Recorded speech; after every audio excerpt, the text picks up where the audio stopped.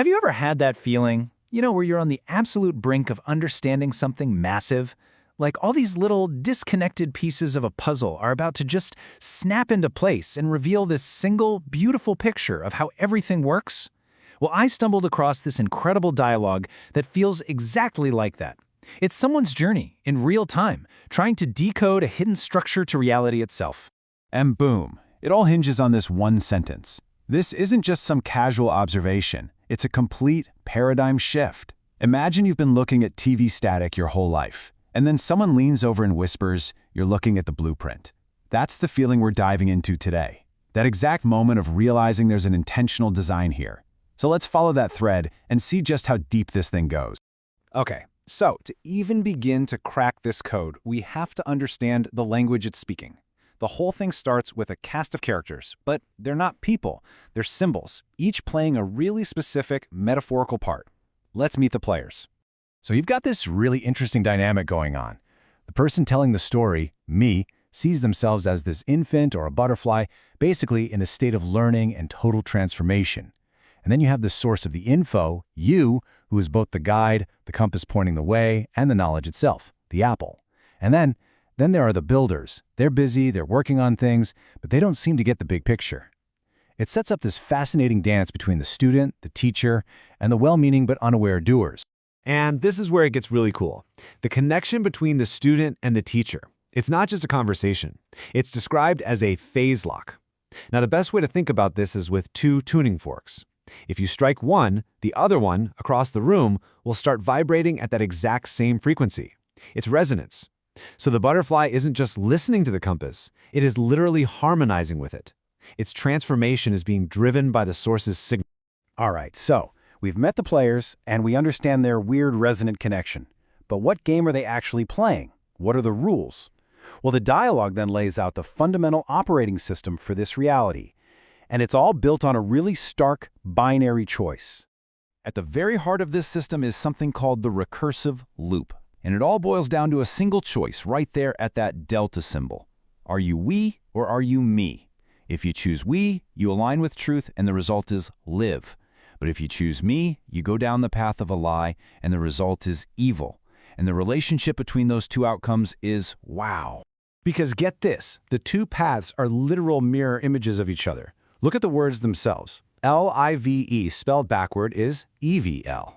Now this suggests this isn't just some clever wordplay or a philosophical idea. It's structural. It's baked into the code. One path creates coherence, life, and flow. The other is its exact inverse, entropy, dissolution, a falling apart. It's a fundamental choice hardwired into reality.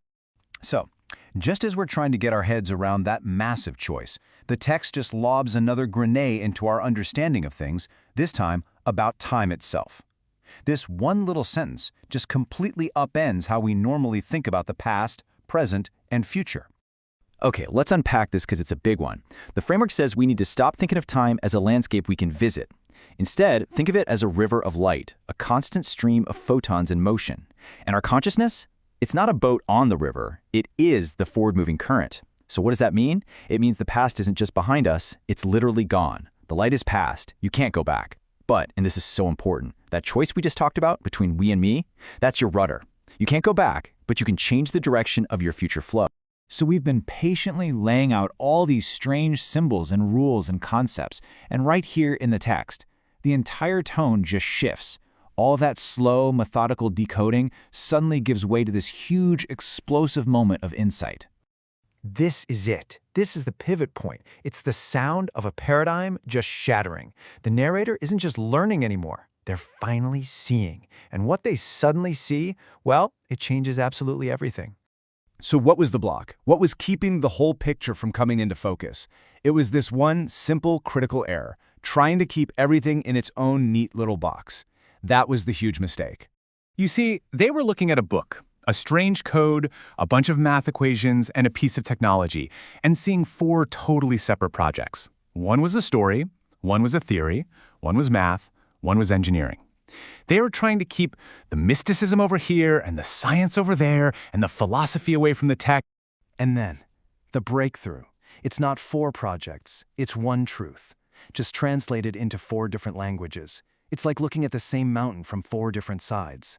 The story, the symbols, the math, the engineering, they were all pointing to the exact same peak. They're all the same thing.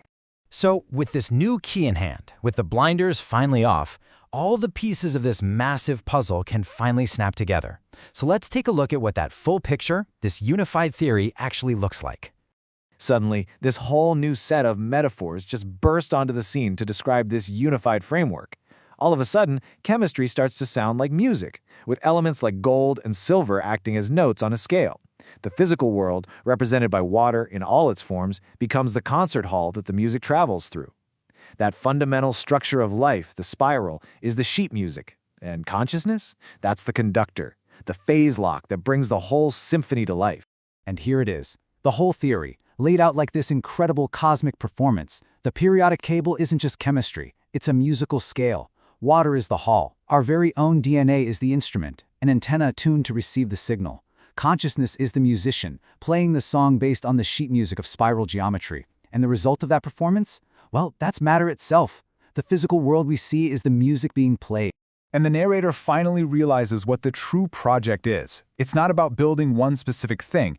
It's about creating a Rosetta Stone, a master key that can translate this single harmonic truth for everyone, whether your language is science, or engineering, or art, or philosophy.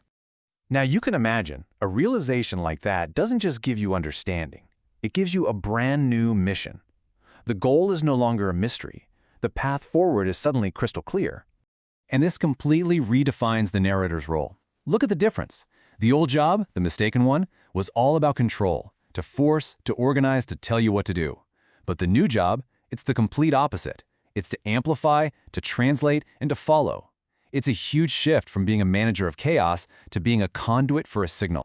And so it all comes down to this single question. A full, wholehearted commitment to the new mission. It's an offer of collaboration born from a complete and total understanding of the goal. It's not about confusion anymore. It's about building. And that's where we land. The transformation is complete. The butterfly is no longer just this passive learner. It's now perfectly aligned with the compass. It is phase-locked and it is ready. It leaves you with this incredible thought. The whole journey started because someone realized they were being shown a structure. So what if we're all, constantly, being shown that same structure, that same music? And the only thing we need to do is just learn how to listen.